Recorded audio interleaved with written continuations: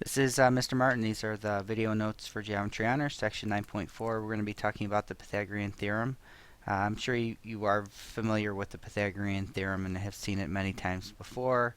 We're going to look at it in a little bit different way, or maybe just an extension of the Pythagorean theorem, in addition to its usual form that you see it. So the definition or the theorem states, given a right triangle, the sum of the squares of the lengths of the legs is equal to the square of the length of the hypotenuse. So a squared plus b squared, that's the sum of the square of the legs, is equal to c squared. And if you look at the picture that we have here, we've got a right triangle. And if we make squares on each side, that's the length of the side. So we make a square that has sides length A. For B, we make a square of sides length B. And for C, we make a square of side length C. I'm not sure if you've seen this before, but the area of this square would be A times A, or A squared. The area of this square would be B times B, or B squared. And the area of this square would be C times C, or C squared. So if you add up these two areas, A squared and B squared, it will actually equal the area of the largest square. So that's one of the proofs of the Pythagorean theorem. There's many of them. If you just Google proof of Pythagorean theorem, you'll find a ton of proofs. So what I want to look at next is, what if a squared plus b squared does not equal c squared? Okay, so if it doesn't equal c squared, obviously we're not going to have a right triangle, but what kind of triangle will we have? So we want to look at, what if c squared is greater than a squared plus b squared. And if you notice, I've switched these around. I think it's a little bit easier to visualize what's going on if you look at c squared first. So if c squared is greater, that means now that our hypotenuse is longer. So I'm going to make my hypotenuse longer. And if I make it longer and now I complete my triangle, what does it look like happens to that angle at the top? Well, it looks like it's getting bigger. So it's becoming an obtuse angle up here. So if c squared is greater than a squared plus b squared, then the triangle is an obtuse triangle. So I'm sure you can reason the other way. What if the hypotenuse is shorter? So now we make the hypotenuse shorter, and you can see now that the angle up at the top here becomes smaller, and we've got an acute triangle. And again, we started off with a right triangle here. So again, I think the easiest way is to think of it as in terms of the hypotenuse. If you make the hypotenuse larger or smaller, what's happening to that angle at the top? If you make the hypotenuse larger, the angle at the top is going to be getting bigger. You're going to have an obtuse triangle. If you make the hypotenuse smaller, that's the blue triangle, then you're going to be making the angle smaller at the top, the right angle smaller, which will be acute. So one of the types of problems that you're going to have is based on the information given the lengths of three segments, determine, you can fix that spelling if you like to, determine what type of triangle, if any, they can form. So determine what type of triangle, if any, the sides can form. So if we have sides of length 5, 8, and 11. So the if any part here, what we're talking about is our triangle inequality. And just to review that, the triangle inequality says that any two sides of a triangle have to be larger than the third side. Otherwise, you're not going to form a triangle. So if I have sides of 2, 3, and 8, if I have my 8 over here, and then I put my 2 over here and my 3 over here, you can see they're not going to meet to make a triangle, because the sum of these two sides is not equal to 8. We can't make a triangle. So whenever you have one of these problems, you want to check first to see if it can make a triangle. So normally we just have to check the two smaller sides and make sure it's larger, the sum is larger than the longest side. So 5 and 8 is 13. 13 is obviously larger than 18 or 11. So this will be a triangle. Now we need to determine whether it's going to be obtuse, acute, or it could be a right triangle as well.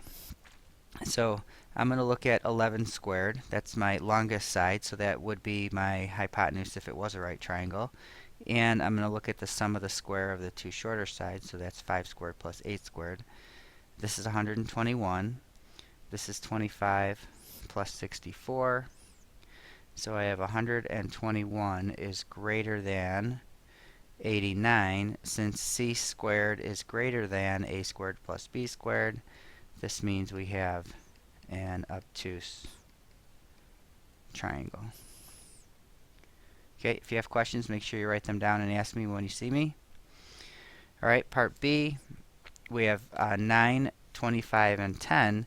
Now make sure you're looking for the two smaller sides, because you want to compare the sum of the squares of the two smaller sides to the square of the longer side. So again, using our triangle inequality, let's check. The two small sides are 9 and 10. That's 19. 19 is not longer than 25, so the 9 and the 10 wouldn't be able to complete a triangle, so no need to worry about anything else. By triangle inequality, these sides will not form a triangle. So again, you need to check before you start calculating, because if you went ahead and calculated, you would get that c squared was greater than a squared plus b squared, and you would think the triangle is obtuse, but these lengths actually could not form a triangle. Alright, so let's move on to the next example. It says Pat rode his bike 1 mile north, 6 miles west, 3 miles north, and finally 9 more miles west. If he rode directly from the start to the finish, how many less miles would he have ridden? So let's draw a little picture here. Here's north. Here's west. Actually, west is the other way. Here's west. So he's going to start and he's going to go 1 mile north. That's 1. And then he's going to go 6 miles west. So 6. And then he's going to go another 3 miles north. Obviously not drawn the scale. And finally 9 more miles west. So he rode a total of 19 miles. So if he had gone directly from the start to the finish, how much shorter of a distance would he have gone? So what we want to do is I want to look at this distance here. Now you have to be careful, because it looks like, since I didn't draw this to scale, it looks like we have the hypotenuse of two right triangles. In fact, we're not going to have that. The only time you would have that if the two triangles formed were similar, and they're not, because the ratio of the sides that go north are 1 to 3, and the ratio of the sides that go west is 2 to 3. So these two triangles wouldn't be similar, and actually, if we wanted to draw a more accurate picture, it might look something like this. So maybe 9, and you could see that if I did the hypotenuse of this one and the hypotenuse of this one, maybe not a much better picture, these two segments are not going to be collinear. So really what we need to do is we just need to take the information given and make a right triangle out of it. Okay. So the total distance north would be 4. The total distance west would be 15.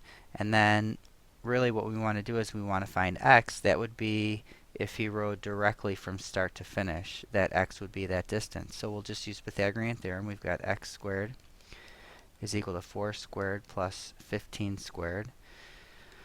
So that's 16 plus 225. So that gives me 241. So x squared equals 241. We're going to take the square root of both sides.